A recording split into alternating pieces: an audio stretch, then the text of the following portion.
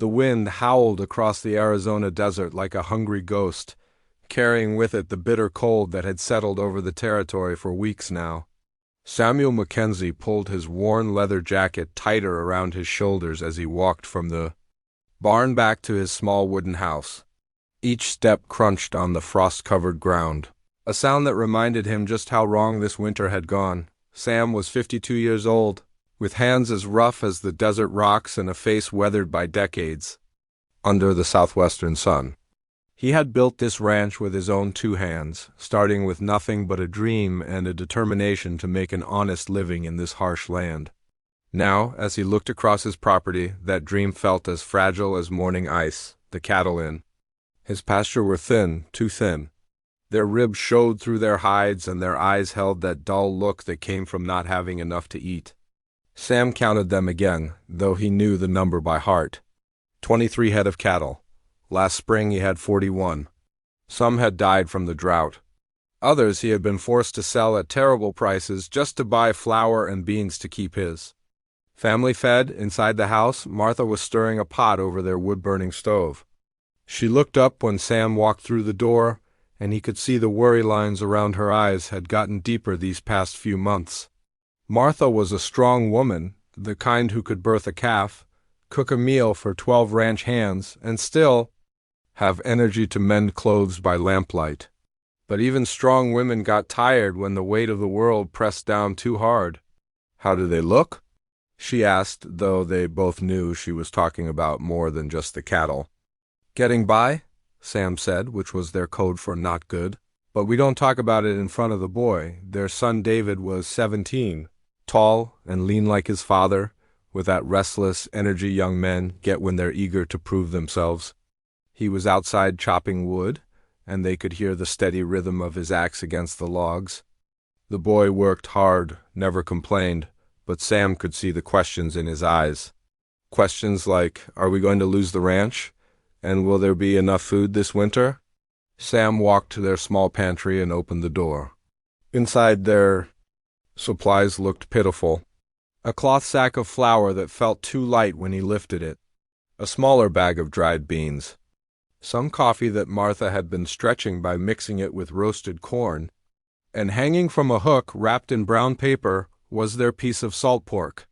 Martha had been saving that pork for Christmas dinner just 2 weeks away. It wasn't much, but it would give them one good meal together as a family. "Sam," Martha said quietly, "Mrs. Johnson came by while you were out checking the fence line." Sam turned around. Mary Johnson lived on the next ranch over, about 5 miles through the desert. If she had made that ride in this weather, it wasn't for a social visit. She said the Apache have been moving through the area again. Small groups, mostly. Her husband saw smoke signals yesterday from the hills. Sam nodded slowly. The Apache situation was complicated, more complicated than most folks wanted to admit. There were Apache who raided and stole cattle, that was true. But there were also Apache families just trying to survive, pushed off their traditional lands, struggling with the same harsh winter that was making life difficult for everyone. Sam had always tried to treat the Apache fairly when their paths crossed. He had traded with them, given them water when they asked, and never shot first like some of his neighbors did. Because of this, most Apache bands left his ranch alone. But most wasn't the same as all, and these were desperate times for everyone. "We'll keep our eyes open," Sam told Martha. "But we can't live in fear. This is our home." That evening, the three of them sat around their small wooden table for supper. Martha had made a thin soup from some of the dried beans, stretching it with extra water to make it go further. She served it with small pieces of cornbread that were more corn than bread. Nobody complained. Nobody mentioned that they were all still hungry when their bowls were empty after supper.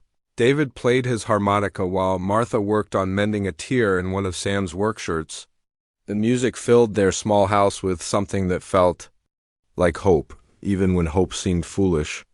Sam watched his family and felt that familiar mix of love and worry that kept him awake at night. Later, when David had gone to bed and Martha was banking the fire in the stove, Sam stepped outside to check on the animals one more time. This was his evening routine, had been for years, but tonight felt different. The air was still and cold, so cold his breath came out in white puffs. Above him, the stars looked sharp and bright, like someone had scattered diamonds across black. Velvet dot. As he walked toward the barn, he thought about the choices that had brought him here. He could have stayed back east, could have taken a job in a factory or worked someone else's farm. But he had wanted something of his own, something he could build and be proud of. Even now, with all the troubles they were facing, he didn't regret that choice. The horses nickered softly when he entered the barn. There were only two left, his riding horse, Buck, and Martha's mare, Lily. He had sold the others months ago. Sam checked their water, made sure they had enough hay, and gave each a gentle pat on the neck. As he was about to leave, Sam heard something that made him stop. It was faint, but it sounded like ... moaning. He stood perfectly still and listened. There it was again, coming from somewhere outside, near the well. Sam's heart started beating faster. It could be an animal, maybe a coyote caught in something, but it could also be a person, and out here, in the middle of winter, that usually meant trouble of one kind or another. He picked up the lantern from the barn wall and lit it with steady hands, though inside he was anything but steady. Then he stepped back out into the cold night air, following the sound toward the well behind his house. The lantern cast a circle of yellow light around him as he walked, but beyond that circle, everything was dark. The moaning sound came again, weaker this time, and Sam realized it was definitely human. Someone was out there, someone who needed help. As he got closer to the well, Sam could make out a dark shape on the ground. His breath caught in his throat when the lantern light revealed what he was looking at. It was a young man, probably not much older than David, lying on his side near the water pump. But this wasn't one of his neighbors. This was an Apache warrior, and he was badly hurt. Sam's hand trembled slightly as he held the lantern higher, letting the yellow light fall across the wounded man's face. The Apache warrior couldn't have been more than 25, with long black hair matted with sweat and blood. His breathing was shallow and quick like a trapped animal's. Even in the dim light, Sam could see the dark stain spreading across the young man's chest. For a moment, Sam just stood there, his mind racing. This was exactly the kind of situation that could get a man killed in Arizona territory.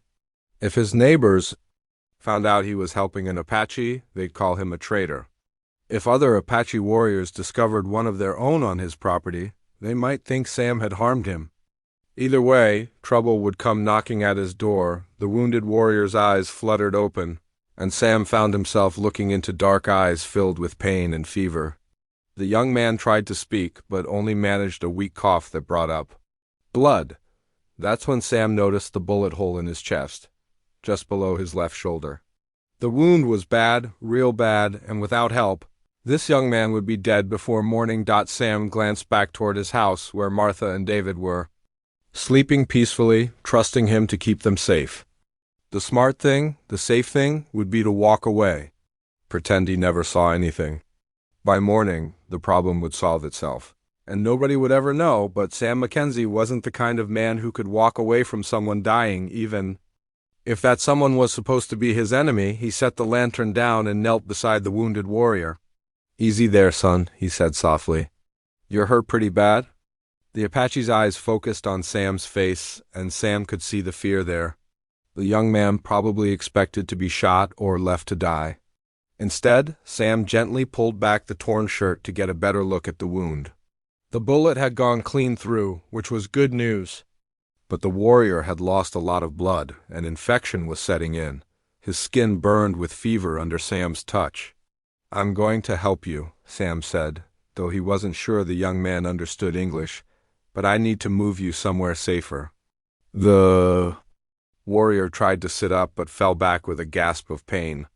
Sam could see that moving him would be difficult, but leaving him by the well wasn't an option. If any of his neighbors rode by in the morning, they'd spot him for sure. Sam made his decision. He went back to the barn and brought out an old horse blanket. Then, as carefully as he could, he rolled the wounded Apache onto the blanket and dragged him toward the barn. The young man bit back groans of pain, trying not to cry out even though Sam could see the agony on his face inside the barn. Sam made a bed of hay in an empty stall and covered it with cleaner blankets. The horses seemed nervous, picking up on the smell of blood and the presence of a stranger, but they settled down when Sam spoke to them quietly. By the light of the lantern, Sam got his first good look at the wounded warrior. He was wearing traditional Apache clothing, buckskin leggings, and a cotton shirt that had once been white but was now stained dark with blood. Around his neck hung a silver medallion on a leather cord, clearly something important. His face, despite the pain and fever, had a proud, noble look that reminded Sam of his own son. Sam had picked up some doctoring skills over the years. A man had to, living so far from town. He went to the house as quietly as he could and gathered supplies. Clean rags, whiskey for cleaning the wound, and some of Martha's sewing thread. He moved like a ghost through his own home, careful not to wake his sleeping family. Back in the barn, Sam cleaned the bullet wound as best he could. The Apache warrior gritted his teeth and gripped the wooden sides of the stall, but he didn't cry out. Sam had to admire that kind of toughness. He'd seen grown men scream over less serious injuries. "You're one tough fellow," Sam murmured as he worked. "What's your name?" The wounded man looked at him with surprised eyes, as if he hadn't expected kindness from a white rancher. He opened his mouth and whispered something that sounded like Nalnish. Nalnish, Sam repeated, trying to get the pronunciation right. "That's a good name. I'm Sam."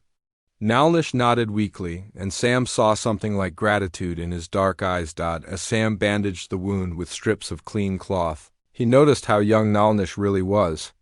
This wasn't some hardened raider. This was barely more than a boy, probably someone's son. Maybe he had a mother who was worried sick, wondering where he was tonight. The bandaging done, Sam sat back and studied his patient. Nalnish's breathing was still too fast, and his skin still burned with fever. The young Apache needed food and water, but most importantly, he needed rest and time to heal. Time that Sam might not be able to give him. "Listen," Sam said quietly. "I don't know how you got shot or why you're here. And right now, I don't care. But come morning, this situation gets a lot more dangerous for both of us." Nalnish's eyes showed he understood at least some English. He tried to speak again, but his voice was too weak. Sam gave him small sips of water from his canteen, supporting the young man's head while he drank. Nalnish drank gratefully, and some color came back to his face. "You haven't eaten in a while." "Have you?" Sam asked, noticing how thin Nalnish looked beneath his clothes. Nalnish shook his head slightly. Sam could see the hunger in his eyes, along with the pain and fever. This young man was starving as well as wounded. Sam thought about the meager supplies in his own pantry.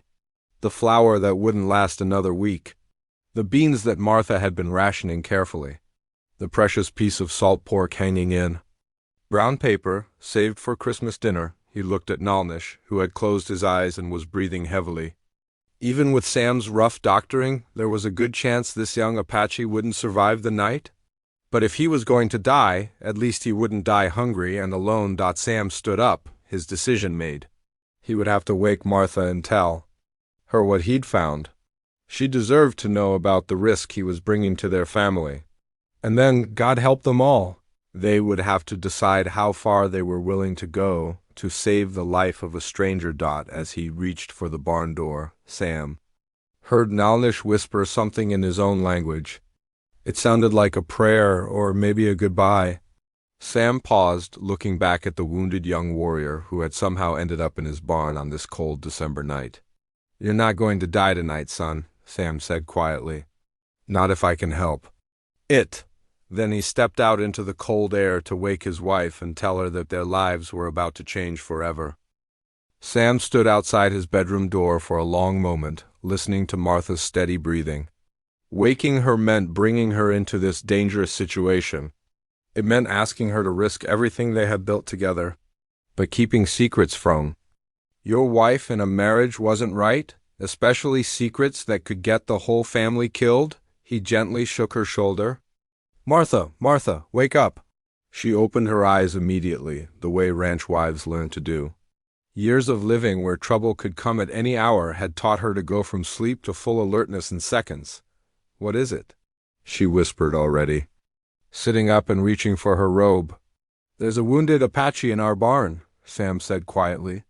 "Shot through the chest. He's in bad shape." Martha's eyes went wide, but she didn't gasp or cry out. Instead, she was silent for a moment, thinking through what this meant. That was Martha, always thinking before reacting. "How bad?" she asked. "Bad. Enough that he'll be dead by morning if we don't help him." "Maybe dead anyway." Martha stood up and tied her robe around her waist. "Show me." They walked to the barn together, not speaking. Sam carried the lantern, and their shadows danced on the ground ahead of them. When they reached the stall where Nalnish lay, Martha knelt down beside the wounded warrior and put her hand on his forehead, the same way she'd checked David for fever when he was sick. "He's burning up," she said. "And look how thin he is." "Sam, when did this boy last eat?" Sam had been wondering the same thing. Now that he looked closer, he could see that Nalnish hadn't just been shot. He'd been slowly starving. His cheeks were hollow, his ribs showed through his torn shirt, and his eyes had that sunken look that came from going too long without food. "I don't think he's eaten in days, maybe longer," Sam said. Martha examined the bandage Sam had put on the bullet wound. "You did good work here," she said. "But infection is setting in. And even if we stop the infection, he's too weak from hunger. His body can't heal without food." As if he heard them talking, Nalnish's eyes fluttered open. He looked at Martha, then at Sam, confusion and pain clouding his face. When he tried to speak, only a weak whisper came out. Martha leaned closer. "What's he saying?" Sam couldn't make out the Apache words, but the meaning was clear enough. Nalnish was apologizing, maybe asking them not to hurt him, or thanking them for the water Sam had given him earlier. "He's scared," Martha said softly. "Poor child." She stood up and dusted hay off her robe. "Sam, we need to talk." They walked to the other end of the barn, where they could speak without Nalnish hearing them. "If the neighbors find out," Martha said, "they'll run us out of the territory, or worse." Sam nodded. "I know." "And if his people think we hurt him?" "They'll burn us out for sure. I know that too." Martha studied her husband's face in the lantern light. After 25 years of marriage, she could read him like a book. "But you can't let him die." It wasn't a question. She knew Sam too well. "I can't, Martha. He's just a boy, someone's son. I keep thinking about David, and what I'd want someone to do if it was him lying there hurt and alone." Martha was quiet for a long moment, then she sighed. "What do you need me to do?" Sam felt a rush of love for his wife. No questions about whether it was smart or safe. Just, "What do you need me to do?" "He needs food," Sam said. "Real food, something with strength in it." "But Martha, you know what we've got left." They both looked toward the house where their nearly empty pantry waited, the bag of flour that felt too light, the handful of dried beans, and the precious piece of salt pork that Martha had been saving for their Christmas dinner. "That pork is all the meat we'll see until spring," Martha said quietly. Sam nodded. "I know. And if we use the flour now, we'll have nothing to make bread with for the rest of the month." "I know." Martha looked back at the stall where Nalnish lay shivering under the old horse blankets. "He's dying, isn't he?" "Yes." She was quiet again, thinking. Sam could almost see her mind working, weighing their family's survival against the life of a stranger. It wasn't an easy choice for anyone, but it was especially hard for a mother who had to think about keeping her own child fed. Finally, Martha looked up at Sam. "Go get the pork," she said. "I'll start a fire in the barn and make him some broth." Sam felt his throat tighten. "Martha, are you sure? That's our Christmas dinner. That's all we have." She reached up and touched his face gently. "Sam Mackenzie, I married a good man. Don't go changing on me now." While Martha went to gather supplies from the house, Sam built a small fire in an old metal bucket, placing it safely away from the hay. The warmth felt good in the cold barn, and the horses seemed to appreciate it too. Martha returned with an armload of things: the precious salt pork, still wrapped in brown paper, their small pot, what was left of their flour, some dried herbs she kept for cooking, and their last good onion. "This is going to be the finest meal that boy has ever had," she said, unwrapping the pork, "even if it's his last one." She cut the pork into small pieces and put them in the pot with water from Sam's canteen. The smell of cooking meat filled the barn, rich and wonderful. Sam's stomach growled. He hadn't smelled meat cooking in their house for weeks, while the broth was heating. Martha mixed some of their precious flour with water and a pinch of salt, making small dumplings to add to the soup. She worked quietly, efficiently, the way she did everything. "Sam," she said without looking up from her cooking, "David's going to ask questions when he sees the pork is gone." "What do we tell him?" "The truth. That we used it to help someone who needed it more than we did." Nalnish had been drifting in and out of consciousness, but the smell of cooking food seemed to revive him. His eyes opened and he looked around confused, as if he couldn't believe what he was smelling. Martha tested the broth and nodded. "It's ready." She filled a small bowl with the soup, making sure to include plenty of the meat and dumplings. Steam rose from the bowl, carrying with it the promise of warmth and nourishment. Sam helped Nalnish sit up against the stall wall, supporting him while Martha knelt beside them with the bowl. "Easy now," she said softly, holding a spoonful of broth to Nalnish's lips. The young Apache warrior took a small sip, then his eyes widened. He looked at Martha, then at Sam, then back at the bowl. He understood what they had done. This wasn't just food, this was their food. Probably the last good food they had. Tears began running down Nalnish's face as he ate, not from pain, but from understanding. These strangers, these white settlers who were supposed to be his enemies, had given him their last meal. They had taken food from their own family's mouths to feed him. Between spoonfuls, Nalnish whispered words in Apache. Sam didn't understand the language, but he understood the tone. Gratitude so deep it went beyond words. Martha kept feeding him. Slowly, patiently, making sure he didn't eat too fast and make himself sick. "That's right," she murmured. "Take your time. There's plenty." But they all knew there wasn't plenty. This was it, their Christmas dinner, their emergency food, their backup plan for staying alive until spring. And they were giving it all to a dying Apache warrior who they'd found by their well. As Nalnish finished the soup, he reached up with a shaking hand and touched the silver medallion around his neck. He looked at Sam with eyes that held something deeper than gratitude. It was recognition, the recognition that he had met people who would sacrifice everything for a stranger, even an enemy. Outside the barn, the first gray light of dawn was beginning to show in the eastern sky. Christmas morning was only hours away, and the Mackenzie family would wake up to an empty pantry and a dangerous secret. But as Sam watched Martha gently wipe broth from Nalnish's chin, he knew they had made the right choice. Some things were more important than food, more important than safety, more important than their own lives. Some things were worth everything. After Nalnish finished the soup, a strange calm settled over the barn. The wounded warrior leaned back against the wooden wall, his breathing still labored but somehow more peaceful. The food had given him strength, but Sam could see in his eyes that it was temporary strength, like the last bright flicker of a candle before it goes out. Martha gathered up the empty bowl and pot, moving quietly so as not to disturb the moment. She looked at Sam and nodded toward the house. "I should go check on David," she whispered. "Make sure he doesn't wake up and find us gone." Sam understood. She was also giving him time alone with Nalnish, sensing that something important was about to happen. As Martha's footsteps faded, Sam settled himself on the hay beside the wounded warrior. The fire in the metal bucket had burned down to glowing coals, casting dancing shadows on the barn walls. Outside, he could hear the wind picking up again, whistling through the gaps in the wooden boards. Nalnish turned his head to look at Sam directly. His dark eyes were clearer now, more alert than they had been since Sam found him. The food had helped, but Sam could see something else there too, a kind of peace that came from knowing what was going to happen next. "You gave me your family's food," Nalnish said in careful English. His voice was still weak, but each word was clear. Sam was surprised. The young Apache spoke English much better than he had let on earlier. "You were hungry," Sam said simply. "We had food." Nalnish shook his head slowly. "No, you had no food to spare."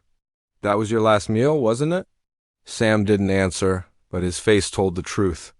I watched your wife's hands shake when she unwrapped the meat, Nalnish continued. I saw how carefully she cut it like it was precious. That was your Christmas food saved for your family? The young warrior paused, struggling with his breathing. When he spoke again, his voice was even quieter. My people have a saying. The measure of a man is not in what he keeps, but in what he gives when he has nothing left to give. Sam felt uncomfortable with the praise. Any decent person would have done the same thing. Nalnish's laugh was barely more than a whisper. No, they would not.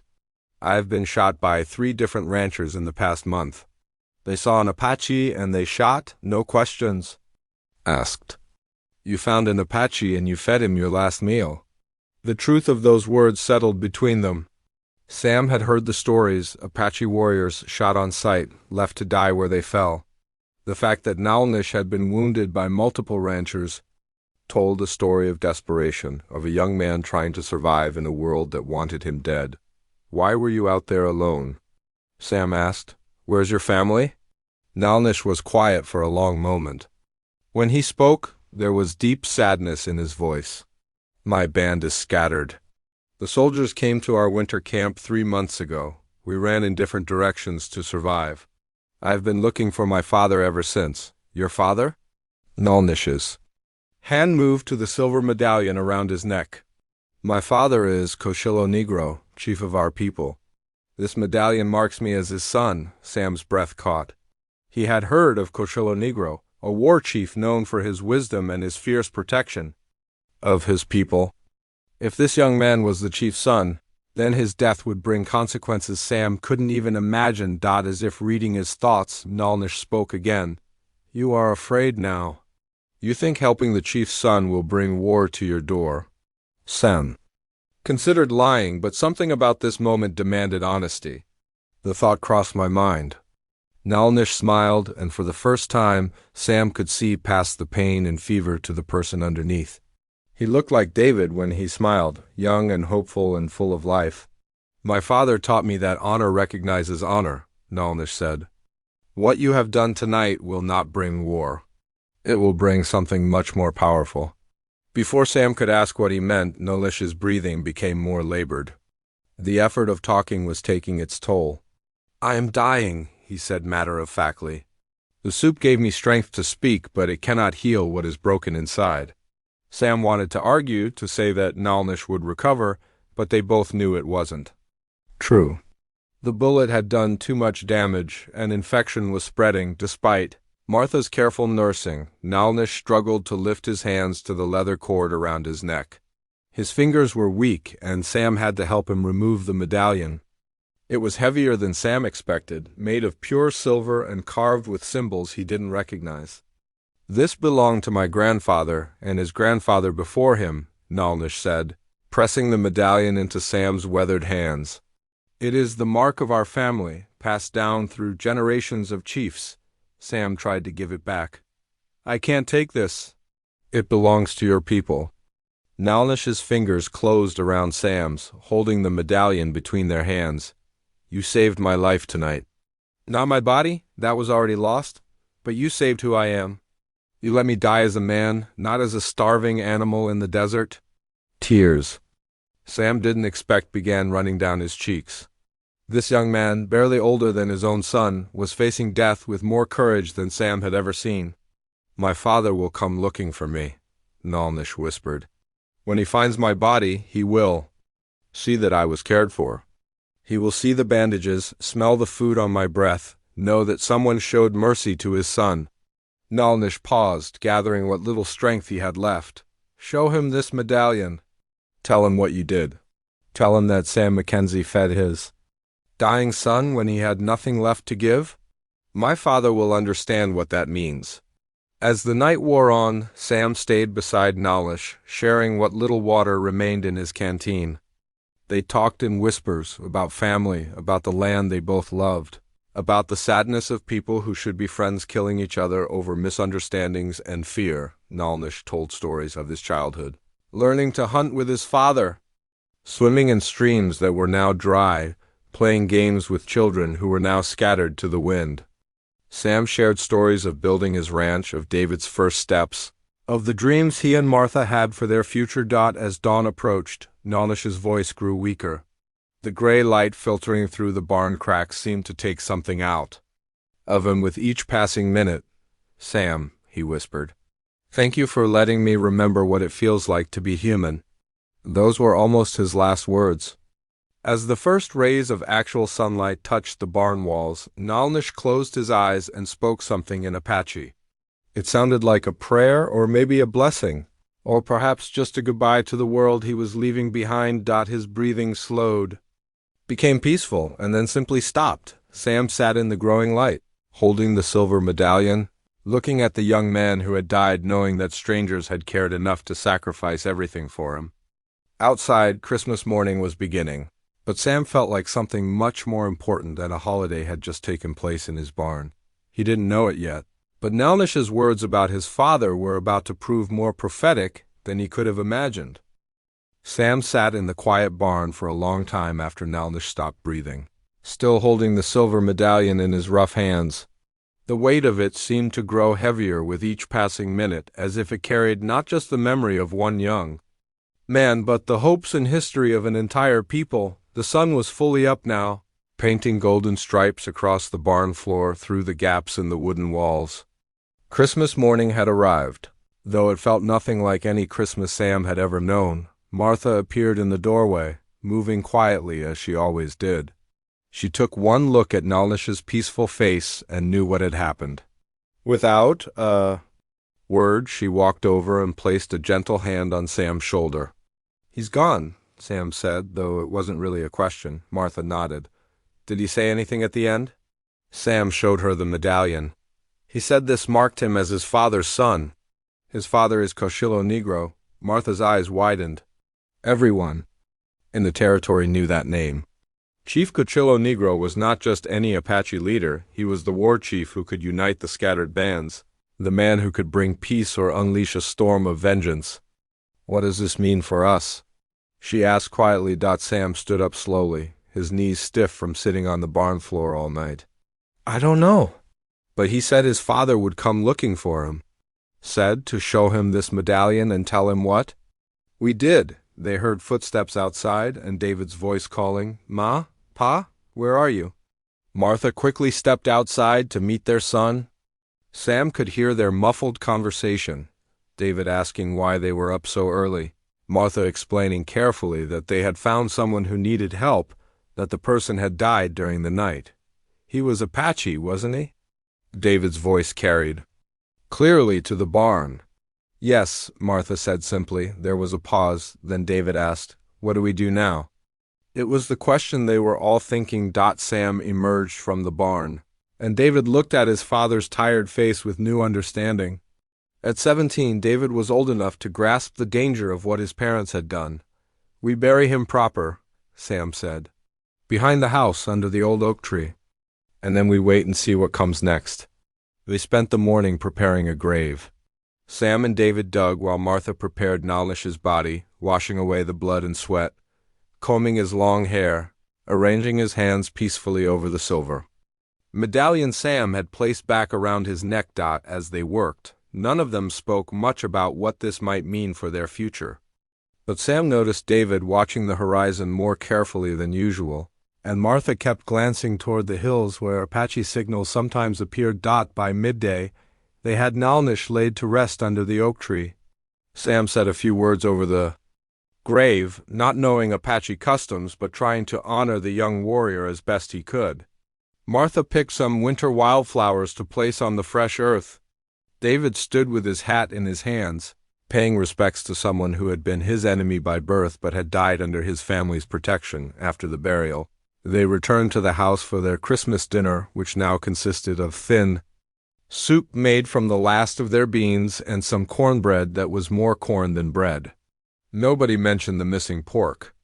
Nobody complained about still being hungry when the bowls were empty. As the afternoon wore on, Sam found himself drawn repeatedly to the windows, looking out across the desert landscape.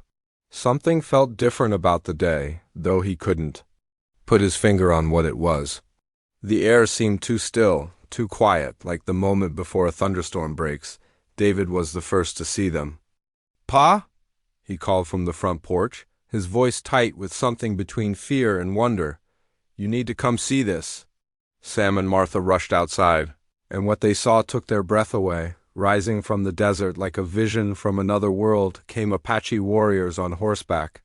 Not just a few, dozens, then hundreds. They appeared silently from behind rocks and hills, emerging from places where Sam would have sworn no one could hide.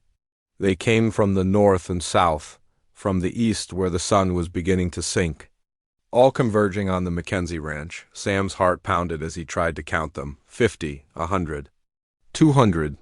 More kept appearing until the desert around his small ranch house seemed to flow with Apache riders. Martha grabbed his arm. "Sam, there must be 500 of them." David moved closer to his parents, his young face pale but determined. "Whatever happens," he said quietly, "we face it together." At the head of the massive gathering rode a figure who could only be Chief Cochilo Negro himself. Even at a distance, his presence commanded attention. He was a large man sitting straight and proud on a magnificent paint horse, wearing traditional Apache clothing decorated with silver and beadwork. Eagle feathers adorned his long black hair, and even from across the yard, Sam could see the intelligence and strength in his weathered face. The chief raised his hand, and the entire gathering of warriors stopped as one. The silence was absolute, broken only by the soft snorting of horses and the whisper of wind across the desert. Then, something extraordinary happened. Chief Cochilo Negro dismounted from his horse and walked forward alone, stopping about 20 feet from where the Mackenzie family stood on their porch. He looked directly at Sam, and Sam saw in those dark eyes a depth of pain and understanding that needed no translation.